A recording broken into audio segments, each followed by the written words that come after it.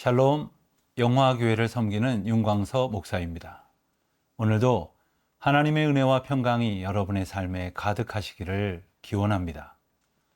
우리는 종종 인생의 여정에서 예기치 않은 방해와 유혹에 직면하게 됩니다. 그럴 때마다 우리는 어떻게 반응할 것인가를 고민하게 되죠. 한 번은 마틴 루터가 종교 개혁을 진행하던 중에 수많은 위협과 압박 속에서 괴로워하며 이런 말을 했다고 전해집니다. 내가 여기 서 있으니 나를 도와주소서. 하나님 외에는 아무것도 믿지 않습니다. 그는 하나님께서 자신에게 맡기신 사명에 확신을 가지고 그 어떤 위협에도 굴하지 않았습니다. 느헤미야도 오늘 본문에서 하나님께서 주신 사명을 완수하기 위해 여러 가지 방해와 위협을 이겨내는 모습을 우리에게 보여줍니다. 오늘은 느헤미야 6장 1절로 14절까지의 말씀을 통해 사명을 이루어 가기 위한 믿음에 관해 묵상해 보도록 하겠습니다. 느헤미야 6장 1절에서 14절 말씀입니다. 산발락과 도비야와 아라비아 사람 게셈과 그 나머지 우리의 원수들이 내가 성벽을 건축하여 허물어진 틈을 남기지 아니하였다함을 들었는데 그때는 내가 아직 성문에 문짝을 달지 못한 때였더라. 산발락과 게셈이 내게 사람을 보내어 이르기를 오라 우리가 오노 평지 한촌에서 서로 만나자 하니 실상은 나를 해하고자 함이었더라. 내가 곧 그들에게 사자들을 보내어 이르기를 내가 이제 큰 역사를 하니 내려가지 못하겠노라. 어찌하여 역사를 중지하게 하고 너희에게로 내려가겠느냐 하매 그들이 4번이나 이같이 내게 사람을 보내되 나는 꽃같이 대답하였더니 산발랏이 5번째는 그 종자의 손에 봉하지 않은 편지를 들려 내게 보냈는데 그 글에 이르기를 이방 중에도 소문이 있고 가스무도 말하기를 너와 유다 사람들이 모반하려 하여 성벽을 건축한다 하나니 네가 그 말과 같이 왕이 되려 하는도다. 또 네가 선지자를 세워 예루살렘에서 너를 들어 선전하기를 유다의 왕이 있다 하게 하였으니 지금 이 말이 왕에게 들릴지라. 그런즉 너는 이제 오라 함께 의논하자 하였기로 내가 사람을 보내어 그에게 이르기를 네가 말한 바 이런 일은 없는 일이요 네 마음에서 지어낸 것이라 하였나니 이는 그들이 다 우리를 두렵게 하고자 하여 말하기를 그들의 손이 피곤하여 역사를 중지하고 이루지 못하리라 함이라. 이제 네 손을 힘있게 하옵소서 하였노라. 이후에 무헤다벨의 손자 들라야의 아들 스마야가 두문불출하기로 내가 그 집에 가니 그가 이르기를 그들이 너를 죽이러 올 터이니 우리가 하나님의 전으로 가서 외소 안에 머물고 그 문을 닫자. 저들이 반드시 밤에 와서 너를 죽이리라 하기로 내가 이르기를 나 같은 자가 어찌 도망하며 나 같은 몸이면 누가 외소에 들어가서 생명을 보존하겠느냐. 나는 들어가지 않겠노라 하고 깨달은즉 그는 하나님께서 보내신 바가 아니라 도비야와 산발랏에게 뇌물을 받고 내게 이런 예언을 함이라. 그들이 뇌물을 준 까닭은 나를 두렵게 하고 이렇게 함으로 범죄하게 하고 악한 말을 지어 나를 비방하려 함이었느니라. 내 하나님이여 도비야와 산발락과 여선지 노아디아와 그 남은 선지자들 곧 나를 두렵게 하고자 한 자들의 소행을 기억하옵소서 하였노라. 본문 1절에서 9절까지의 말씀은 느헤미야가 예루살렘 성벽 공사를 거의 완성해가는 시점에서 발생한 방해와 음모의 사건을 다루고 있습니다. 성벽은 이제 거의 다 완성되었고 남은 일은 성벽에 문짝 다는 일 정도였습니다. 성벽 공사의 완결을 목전에 두고 있다는 소식은 느헤미야의 대적자들에게는 불편한 소식이 아닐 수 없었습니다. 그들은 마지막 수단으로 느헤미야를 해치려는 음모를 꾸미게 됩니다. 산발랏과 도비야 그리고 게셈과 여러 대적자들은 느헤미야를 여러 차례에 걸쳐 만나자고 제안합니다. 그들은 느헤미야를 유인해 제거하려는 음모를 꾸미고 있었지만 느헤미야는 그들의 의도를 간파하고 4번에 걸쳐 저들의 제안을 거절합니다. 그는 이렇게 말합니다. 나는 큰 일을 하고 있으니 내려갈 수 없다. 이렇게 대답하며 사명을 방해하는 어떤 유혹에도 흔들리지 않는 분명한 태도를 보여줍니다. 여기서 우리는 느헤미야의 사명의식과 결단력을 엿볼 수 있습니다. 그가 말한 것처럼 큰 일을 하고 있으니 내려갈 수 없다라는 것은 단지 자신의 안전을 지키기 위한 핑계가 아니었습니다. 그는 하나님께서 맡기신 사명이 얼마나 중요한지를 정말 알고 있었고 그 사명을 완수하기 위해 어떤 방해나 유혹에도 흔들리지 않겠다는 결연한 의지를 드러내고 있었던 것입니다. 오늘날 우리도 느헤미야처럼 하나님이 맡기신 귀한 사명을 분명히 인식하고 세상의 유혹과 방해에도 굴하지 않고 그 길을 걸어갈 수 있어야 할 것이겠습니다. 사실 우리가 결심한다고 무슨 일이 되겠습니까? 주님이 우리를 붙들어 주실 때 비로소 견딜 수 있는 것이죠. 그렇지만 대적자들은 여기서 멈추지 않았습니다. 그들은 이번에는 봉하지 않은 편지를 보내어 느헤미야를 협박하고 음모를 퍼뜨리려고 했습니다. 이 봉하지 않은 편지는 공개적으로 느헤미야를 비난하고 그가 반역을 꾀하고 있다는 거짓 소문을 내려는 목적을 가지고 있었습니다. 편지의 내용은 느헤미야가 유다에서 왕이 되려고 한다는 허위 사실을 포함하고 있었고 이러한 소문이 퍼져 바사 왕의 귀에 들어가 문제가 될 수 있다는 위협의 내용도 담겨져 있었습니다.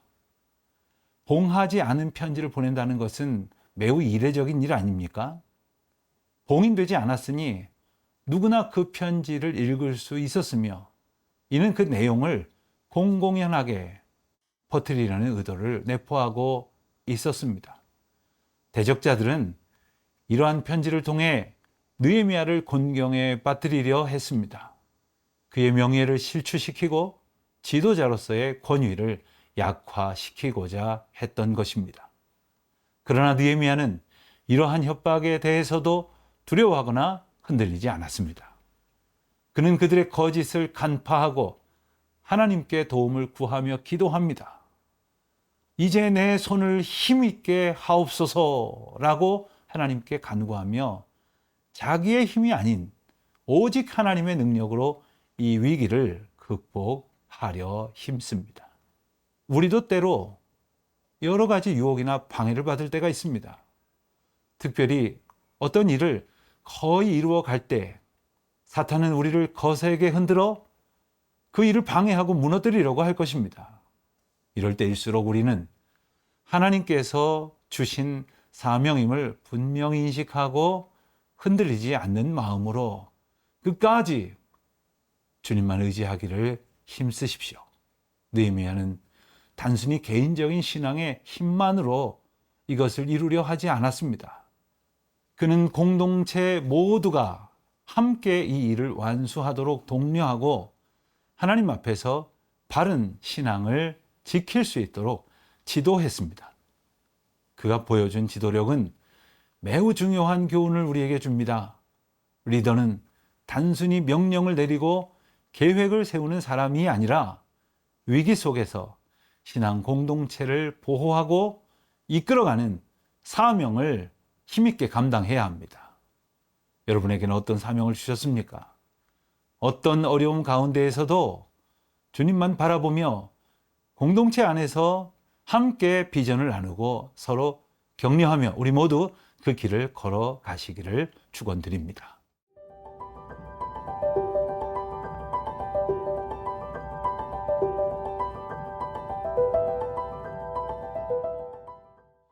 10절에서 14절까지의 말씀은 느헤미야가 그에게 닥친 또 다른 시험과 유혹을 이겨내는 장면입니다.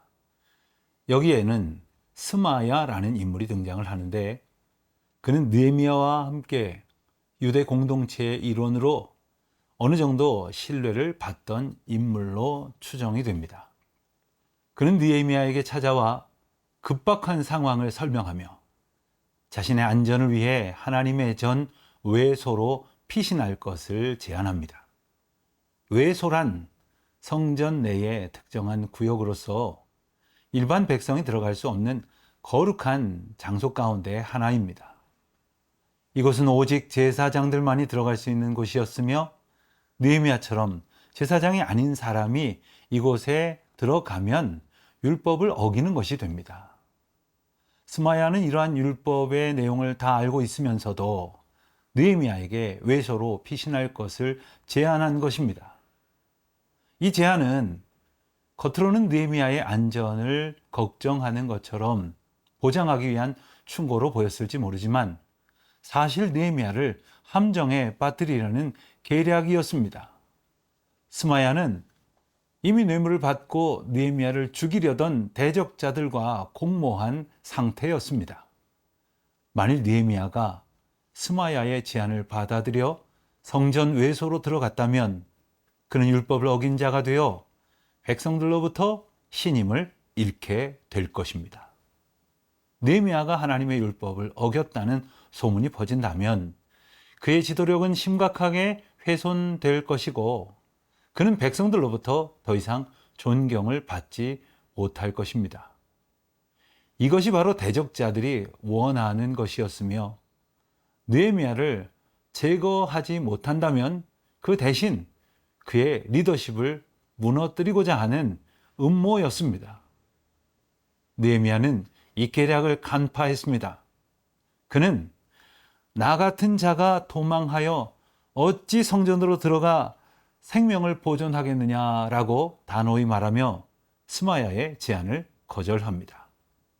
느헤미야는 하나님께서 자신에게 맡기신 사명을 분명히 인식하고 있었으며, 그는 자신의 안전을 위해 하나님의 율법을 어기지 않을 것이며, 하나님께서 주신 사명을 하나님의 방식 가운데 끝까지 지키고자 했던 것이죠.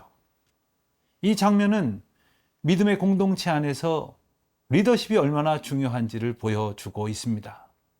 리더는 자신의 행동이 공동체 전체에 미치는 영향을 고려해야만 합니다. 자신의 사명을 지키기 위해 때로는 자신을 희생해야 할 때도 있습니다.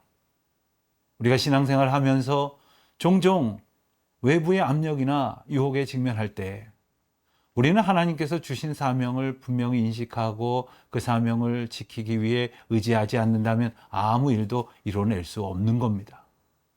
때로는 선한 것으로 위장하여 유혹이 다가올 수도 있습니다.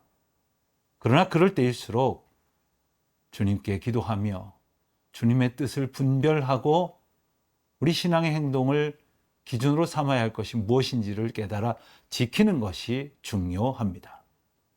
느헤미야는 스마야의 배후에 숨겨진 악한 의도를 알게 되자 하나님께 모든 것을 맡기고 그 도우심을 구하며 기도합니다.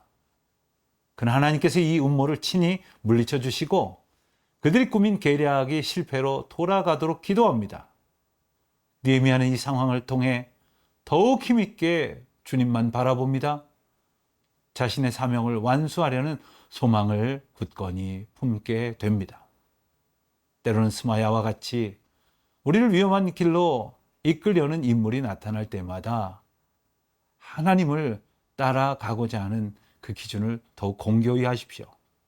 유혹과 시험이 닥쳐올 때 주님만 바라보며 기도로 대처하며 주님 주신 사명을 완수하는 신앙의 용기를 소망하십시오.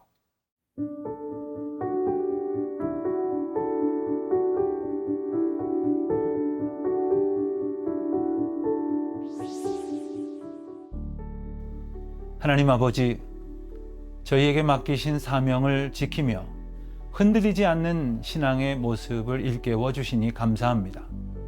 저희의 삶의 방해와 유혹이 끊임없이 다가올 때에도 느헤미야처럼 하나님의 뜻을 구하며 믿음의 자세를 지키게 하여 주시옵소서. 힘과 용기를 주셔서 하나님의 뜻을 이루며 살게 하옵소서. 예수님의 이름으로 기도드립니다. 아멘.